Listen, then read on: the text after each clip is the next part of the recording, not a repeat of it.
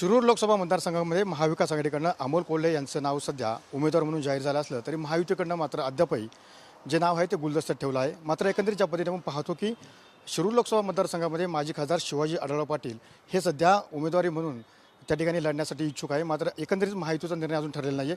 आपल्यासोबत बोलण्यासाठी खासदार डॉक्टर अमोल कोल्हे आहे. दादा, ज्या पद्धतीने आपण पाहतो की महाविकास आघाडीकडनं तुमचं नाव निश्चित झाले, मात्र महायुतीकडनं नाव अजून निश्चित झालेलं नाही आहे. एकंदरीत अजितदादा पवारांनी चंग बांधला की तुम्हाला या ठिकाणून पाडणार, मात्र त्यांचा उमेदवार गुलदस्त्यात आहे. मला असं वाटतं की महायुतीकडून अजूनही उमेदवार अजून फिक्स झालेला नाही आहे.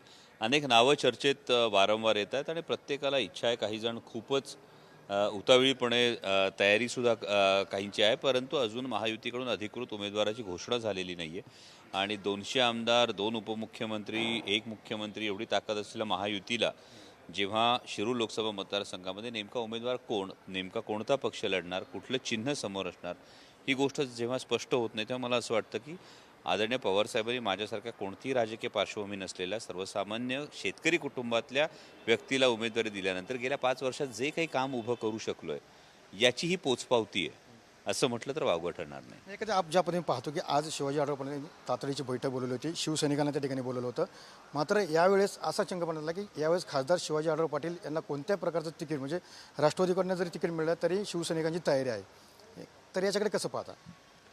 मला असं वाटतं की जर तुम्ही म्हणता त्यामध्ये तथ्य असेल की यामध्ये कोणतीही विचारधारा, कोणतीही तत्त्व, कोणतीही मूल्य काही झालं तरी चालेल, पण उमेदवारी पाहिजे असं जर असेल तर मायबाप जनता बघते की ही निवडणूक कुठल्या गोष्टीसाठी होते, ही निवडणूक तत्वांसाठी होते, ही गोष्ट सर्वसामान्य जनतेच्या भल्यासाठी व्हायचं आहे की वैयक्तिक एखाद्या व्यक्तीला पद हवं आहे म्हणून व्हायची आहे, ही गोष्ट मायबाप जनता बघते. परंतु या सगळ्या जरतरच्या अजून गोष्टी आहेत. अजूनही मला वाटतं महायुतीकडून अजूनही अधिकृतपणे कोणत्या उमेदवाराची घोषणा झालेली नाही, त्यामुळे त्यांच्याविषयी कुठल्याही व्यक्तिगत बाबीवर भाष्य करणं उचित ठरणार नाही.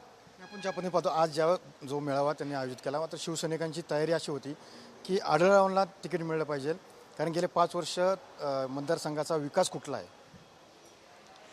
मला वाटतं कसं आहे की झोपेचं सोंग घेतलेल्यांना जागा करता येत नाही. आज जर आपण बघत असाल तर कोविडच्या काळामध्ये, कोरोनाच्या काळामध्ये तब्बल 5 लाख नागरिकांचं लसीकरण करणारा देशातला मतदारसंघ कुठला होता हो?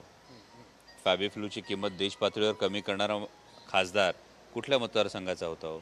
विरोधी पक्षातला असताना सुद्धा तब्बल 19,500 कोटी रुपयाचा नॅशनल हायवेचा निधी खेचून आणणारा खासदार हा कोणत्या मतदारसंघाचा होता हो?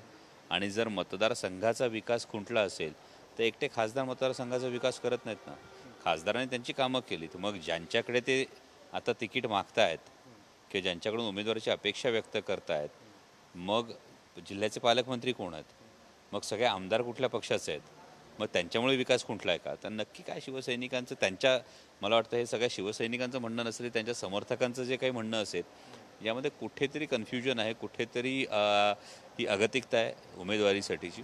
त्यामुळे जी कामं समोर उभी दिसत आहेत तुम्हाला, ही कामं आज साही बायपासची कामं पूर्ण झालेली तुम्ही बघतात. इंद्रायणी मेडिसिटीसारखा प्रकल्प आहे.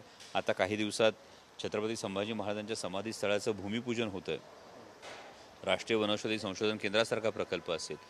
एकदा उमेदवार निश्चित होऊ द्या, मग सगळ्या आकडेवारी आणि सगळ्या कागदपत्रांनिशी सगळ्या गोष्टी समोर ठेवल्या की त्यांना कळेल विकास काय झाला आणि काय नाही झाला. नक्कीच उमेदवार निश्चित होत्या. मात्र एकंदर पाठीमागच्याच पाहिलं तुम्ही, ज्यावेळेस शिवसेनेतनं राष्ट्रवादी काँग्रेसने प्रवेश केला त्यावेळेस दिलीप वळसे पाटील असेल किंवा अजित पवार असेल यांनी शिरूर मतदारसंघामध्ये तुम्हाला निवडण्यासाठी प्रयत्न केलेत. यावेळेस तुमची रणनीती कशी असणार? नाही, 100% त्यांनी म्हणजे मी राष्ट्रवादी काँग्रेस पक्षाचा उमेदवार होतो आणि वळसे पाटील साहेब असतील किंवा अजितदादा असेल यांनी अफाट प्रयत्न केले आणि यावेळी ते दोघेही ज्यांच्या तालमीत तयार झालेत त्या आदरणीय पवारसाहेब ठामपणे हे मार्गदर्शनासाठी उभे आहेत. तुम्ही बघत असाल मनसरच्या सभेला जो उत्स्फूर्त प्रतिसाद हा आदरणीय पवारसाहेबांना मिळाला. आजही मी सकाळी जुन्नरमधून शेतकरी मेळावा अटेंड करून आलो. सर्वसामान्य शेतकऱ्याच्या मनात, सर्वसामान्य तरुणाच्या मनात आदरणीय पवारसाहेबांच्या विषयी एक प्रचंड आकर्षण निर्माण झालं की या वयातही दिल्लीसमोर गुडघे न टेकता जी संघर्ष करण्याची छत्रपती शिवाजी महाराजांची जी शिकवण आहे, छत्रपती संभाजी महाराजांची जी शिकवण आहे, या महाराष्ट्राची संस्कृती जी आहे ती आदरणीय पवारसाहेब जपतायत, जोपासतायत. आदरणीय पवारसाहेब असतील, उद्धवसाहेब ठाकरे असतील, हे दिल्लीसमोर गुडघे टेकत नाही आहेत. आणि ही प्रत्येक मराठी माणसाला सुखावणारी आणि प्रेरणा देणारी गोष्ट आहे. त्यामुळे त्यांच्या पाठीमागे सर्वसामान्य शेतकरी, सर्वसामान्य माता भगिनी, सर्वसामान्य युवक हा ठामपणे उभा आहे. खरं तर 2019च्या लोकसभेच्या निवडणुकीमध्ये तुम्ही शिवसेनेकडनं राष्ट्रवादीचे शिरूर उमेदवार झालात. आता ह्यावेळेस 2024ला शिवसेनेकडनं आढळराव राष्ट्रवादीमध्ये जातात आहे. याची पुनरावृत्ती त्यावेळेस तुमचा विजय झाला होता. आता कसं याच्याकडे पाहता? मधले टप्पे पण आहेत, बरेचसे टप्पे आहेत. कारण त्यावेळी जे झालं होतं त्यामध्ये एक फार महत्त्वाची गोष्ट अशी होती की 2017 नंतर मी कुठल्याही राजकीय क्षितिजावर सक्रिय नव्हतो. 2017 ते 2019 छत्रपती संभाजी महाराजांचा इतिहास 157 देशांमध्ये पोचवण्यासाठी मी पूर्णपणे अलूप होतो. मी अगदी निवडणुकीच्या ऐन तोंडावर एखाद्या पक्षाकडून एखादं पद घेतलं नव्हतं, जे तुम्ही आत्ताच्या काळात बघतात की अवघ्या काही दिवसांपूर्वीच एक पद स्वीकारलं गेलं. आणि त्यामुळे एकूण नैतिकता काय आहे, एकूण ही मूल्य काय आहेत आणि या सगळ्याविषयी मायबाप जनता काय विचार करणं, हे अनेक प्रश्न आहेत.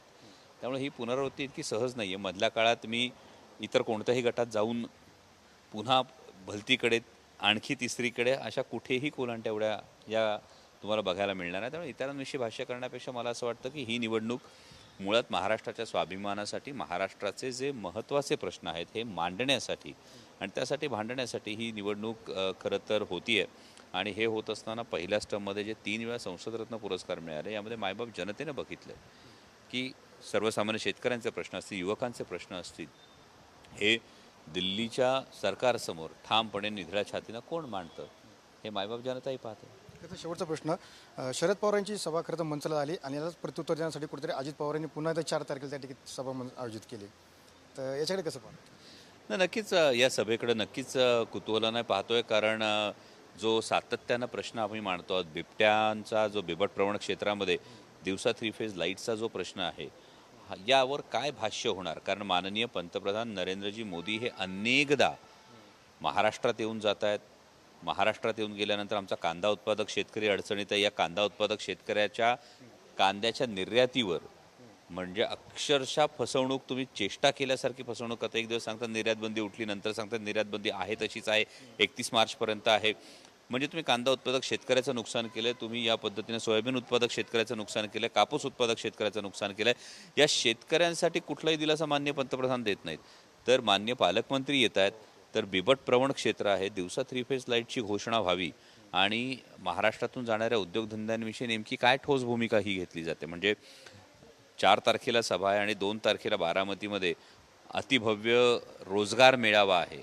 म्हणजे मला असं वाटतं की ही एक प्रकारे कबुली दिली जाते की इतक्या मोठ्या प्रमाणावर बेरोजगारी आहे म्हणून इतका मोठा रोजगार मेळावा घ्यावा लागतोय.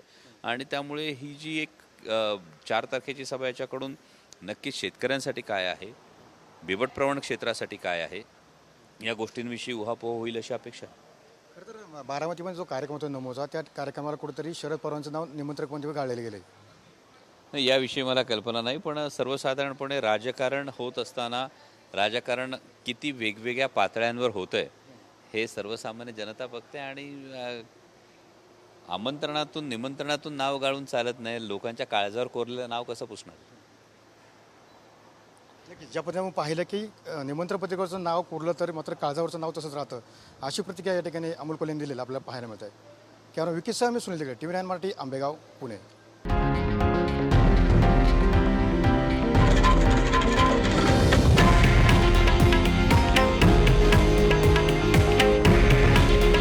हे आहे देशातील नंबर 1 न्यूज नेटवर्क आणि आपण पाहत आहात TV9 मराठी. काळजी तुमची, हित महाराष्ट्राचं.